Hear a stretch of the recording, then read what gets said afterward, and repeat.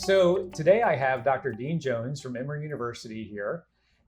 He has been a pioneer in using high-resolution mass spectrometry to characterize the exposome. And I wanted to ask him a few questions about how he got to this point and just hear his reaction to things. So why don't we start with what really made you recognize these sort of methodologies as being a useful way of measuring what's in our bodies? Wow, you're asking me to go way back on history. I study oxidative stress for most of my career, and right about the turn of the century, about $5 billion worth of research, NIH support as research, as well as international support of research, basically went belly up. All of these interventional trials with antioxidants showed that you really couldn't supplement and provide protection in terms of improved health by taking these high-dose vitamin antioxidant supplements. And most of my research was focused on antioxidant research, and all of the experimental data showed that this must work, and it absolutely didn't. So I had two choices. I could say, science doesn't work. Or I could rethink the way we were doing things. And so what I decided was that the highly targeted studies where we were looking at a specific oxidative response and looking at a specific antioxidant effect, that was fundamentally flawed, because we have so many things that we're exposed to and so many antioxidants that are already in our diet. And so as I stepped back to try to recover from the failure of those antioxidant trials, I recognized that we needed to approach it in a very different way, in an untargeted way, where we're trying to capture information on as broad of a spectrum of biological effects or interactions that could potentially cause oxidative stress, and the spectrum of substances that could protect. So we're no longer looking in a targeted, hypothesis-driven, one exposure, one intervention, but rather looking at things more globally. And so from there, the question became, well, how do you do it? And so I had the good fortune to be sent to NIH to hear the NIH director talk about his vision for the future. This was Elias Zerhouni, and this was in either 2003 or 2004, approximately at that time. I don't know exactly when, but he gave this major NIH address. And it was on the data of the future. And it was founded upon the concepts of the Human Genome Project, that the Human Genome Project was a big data undertaking. And he basically said all of the omics data of the future needed to follow that format, needed to be high resolution, have extensive coverage, and become affordable. And so at that time, I literally spent several months surveying the scientific landscape of what might be possible. And that's where I came across Alan Marshall. So you know Alan Marshall. For those who don't, Alan Marshall recently passed away, but Alan Marshall was among other things, an incredible inventor, because he invented the first high-resolution mass spectrometry method. And I couldn't get an appointment with Professor Marshall. His schedule was too busy. But I did happen to know one of his former students. So I pulled the backdoor trick, asked the former student, could you sneak me in for 15 minutes? And so I got 15 minutes with Alan Marshall. And in that time, he had one sentence that totally changed the direction. And that was, he said, with our new Fourier transform ion resonance spectrometer, we can measure 20,000 chemicals in crude oil. And so I didn't pay attention to the fact that it took 12 hours and imagined if it can be done 20,000 chemicals in crude oil, just maybe we could get 20,000 chemicals in human blood. Okay, and that started the journey. That started the journey. And so then how do you get $1 million instrument, for which there were only 4 in the country? How do you get one? And I don't know whether any of you have ever stood out on the corner and asked for somebody passing by to give you $1 million. It doesn't happen very often. So what was the solution? The solution was I was being actively recruited to another university. And when the university asked me what I needed to stay, and I told them, and I gave them my vision for what I wanted to do, Emory University said, we'll get it. It was very reassuring in many regards, because in science, what we do is the purpose is to travel into the unknown. This was moving into the unknown. We didn't have any real knowledge that it would work at all. However, we did know that Alan Marshall could do it in 12 hours. And so we didn't know we would have the sensitivity. We didn't know it would be reproducible enough. We didn't know whether it would give us the information that we really wanted. But in science, we have to take risks. We have to move forward. And fortunately, we had a mass spectrometrist at Emory University named Fred Strobel, who was truly remarkable in being able to just get that new instrument in, get it installed. And I took a mini sabbatical down working with him. And in a period of really less than 3 months, we had the evidence that this was going to work. We were going to be able to get a spectrum of not environmental, we didn't know environmental, we didn't know what we were really looking for. What we learned was that we could measure thousands of chemical species in human blood. And I remember probably a couple years after that, I knew your history and reputation as a biochemist. And when you said, we can measure tens of thousands of things in human blood, I was like, well, if Dean says he can do it, then I trust him.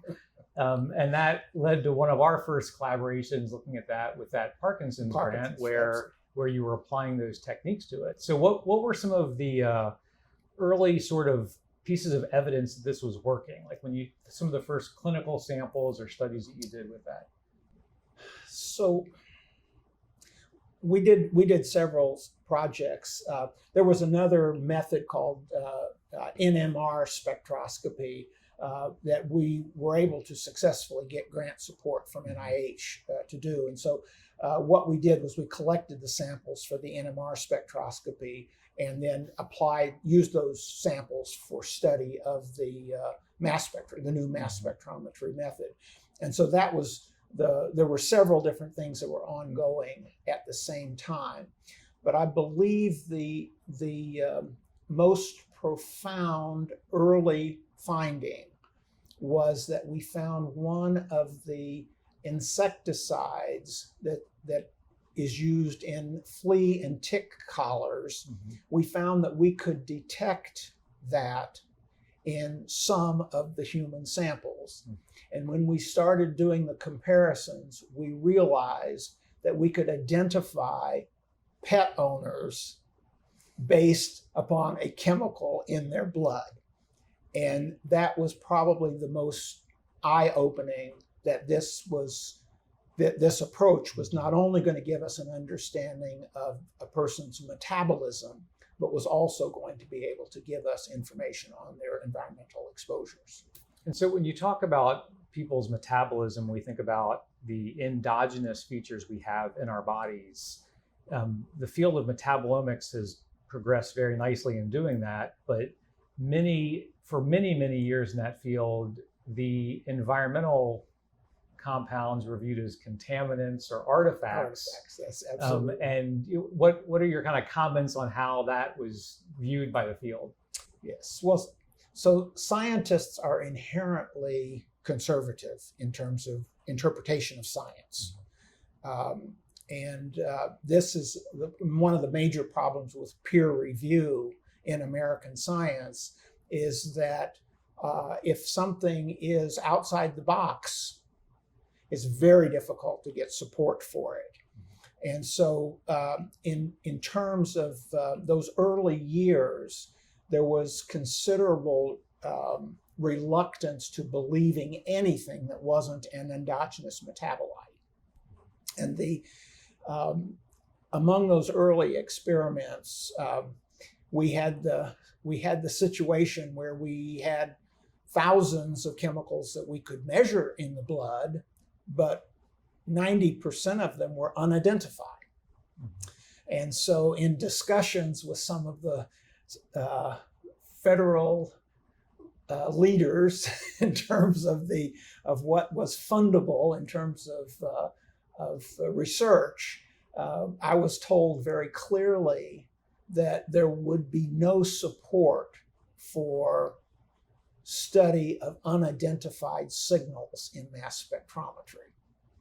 And so this was a major barrier to moving science forward, as that if analytical scientists consider a signal that you can't identify, if they consider it as an artifact, and the funding agencies are not willing to support study of an unidentified signal, then basically it's an impasse. You cannot move forward in terms of understanding the spectrum of environmental exposures. And so if you go back like to 1950, on a sample of human blood, how many different things could be measured in that one analysis? Oh, if you go back to 1950, you're going to be measuring one chemical at a time. Okay. Occasionally you'll have more, but Moore and Stein received the Nobel Prize for the automated amino acid analysis in 1957, and that was I don't remember the year they got, but that was the year they released the automated amino acid analysis, and that could only measure about 30 chemicals. And so, but we knew there were more than 30 chemicals in the sample. And so how did we get from 30 to where we are now if scientists say you can't study the ones that can't be identified? Well, it was through very methodical work of biochemists and chemists who were looking at classes of compounds. And so they could find a series of acylcarnitines, for instance. And so they could get a family of chemicals. And it was principles like Moore and Stein used for the amino acids. You put a specific chemical tag onto these molecules, and then you can measure them based upon that reactivity and the signal from the tag. But yes, so there were the best labs in the world in even as late as 2005, 2006, 2007, the best analytical facilities in the world could only measure between 200 and 300 chemicals. And that was using a series of different instrumental methods. Right.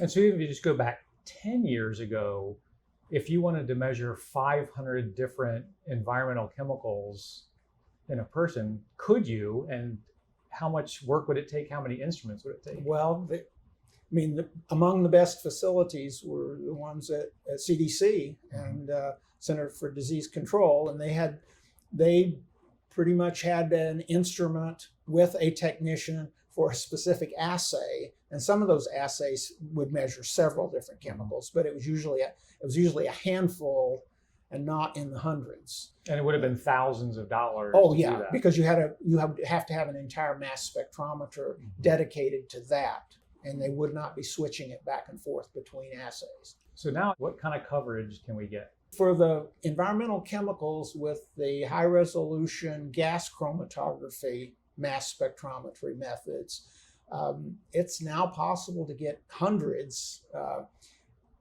I don't know that anyone has routinely captured 1,000, but certainly in the 600 to 700 environmental chemicals in single analyses is possible. It's done today. And then on the LC side, for the endogenous molecules?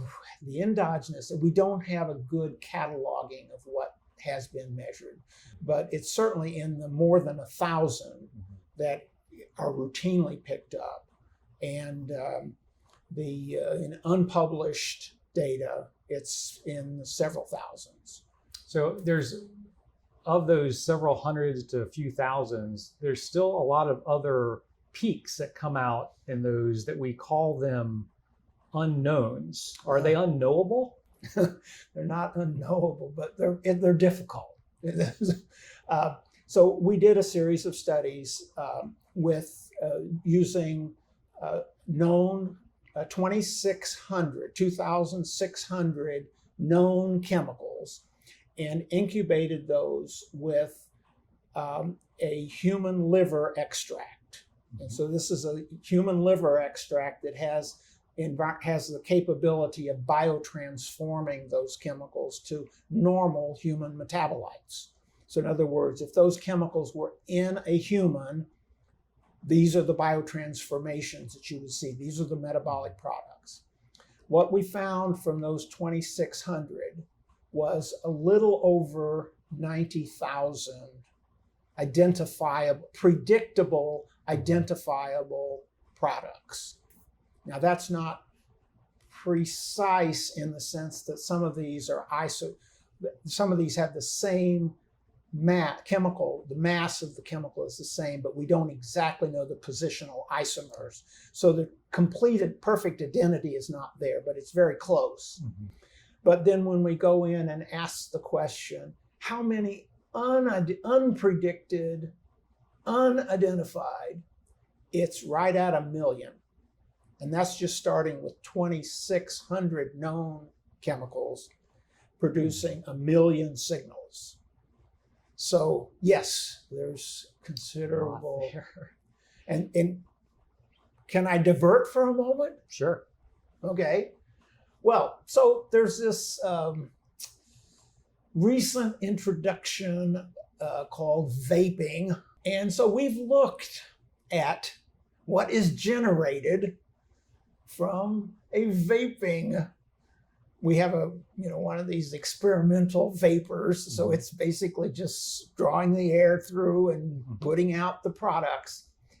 So the vaping is producing in the range of 1 million signals, essentially all of which are unidentifiable at this point. So among the nastiest of exposures. So vaping came about in thinking that the combustion of tobacco was bad as a delivery of nicotine, so they would go to a non-tobacco form. But what you're saying is that the vaping system introduces a lot of things that may or may not be as bad as tobacco. We just don't know. We just don't know. That's right. And it just takes time for us to know what sort of chronic diseases they're going to be. So with your experience through biochemistry and kind of the beginning of the field of exposomics, what advice would you give for graduate students or postdocs starting out in the field who are interested in getting deeper into exposomics? I think the advice I give is one that I learned from my mentor, Howard Mason. And that is, for any scientific endeavor, you want to try to position yourself to look at it most conservatively, that is most critically and most limiting in terms of the vision. What is the most secure thing you can do? And then step back and do exactly the opposite. If you're going to push this, what is the outside of the box vision that could be there? What's the potential that, if it really works out, what are you going to be able to deliver? And so the advice I would give is just what my mentor gave me. Start with both of those perspectives, because you need to be conservative enough that you're going to be delivering good quality science, but you need to be open enough in your vision that you can imagine the unimaginable. And that is the ability to measure this spectrum of chemicals in the human exposome, and then be able to interpret and predict health outcomes. So you actually can deliver what we want to deliver, and that is the ability for individuals to control their own health and their own fate in terms of those chemical exposures. I think it was Sheena Iyengar in her book, Think Bigger, said one of the best ways to think outside the box is to look inside other boxes. And I think this is an idea of like looking for other fields and advances they've made. Like your point with Alan Marshall is that he was not measuring human health. Like he was measuring petroleum, but it was those insights from these people working in very different areas that often drive these big advances. I will add one suffix to that. Okay. And this is a quote from Doug Walker. Okay. The quote from Doug Walker is, "The problem with thinking outside the box is that most people can't see through the box. They don't even know you're out there." Okay. And on that note, we'll have Doug Walker on one of our future episodes. Okay. So thank you very much, Dean Jones, and thank you for talking. Good, thank you.